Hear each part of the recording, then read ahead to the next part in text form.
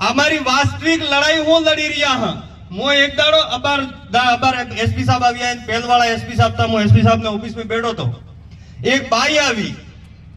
वे इनके एसपी साहब ने साहब मारा आदमी फांसरो लगाड़ियो હવે એસપી સાહેબે થાણામાં ફોન કીધો કે ભાઈ આ ફાંસરો કયો હથિયાર હે ઓકે ફાંસરો કયો હથિયાર હે તો અમારી લડાઈ એમ હે કે જે અમાર ફાંસરો હું કહેવાય ઉગળો હું કહેવાય કટી હું કહેવાય કરાડું હું કહેવાય ઈ બોલી જાણે અમારી વાતને સમજી શકે વો અટે નોકરી પર કરે તારે આપણો નિયમ થાય કે નહીં થાય તે અમારે કહેવાનો મતલબ એમ છે કે અમારી જે બોલી ભીલી ભાષા જે જાણે અમારાના ક્ષેત્રની જે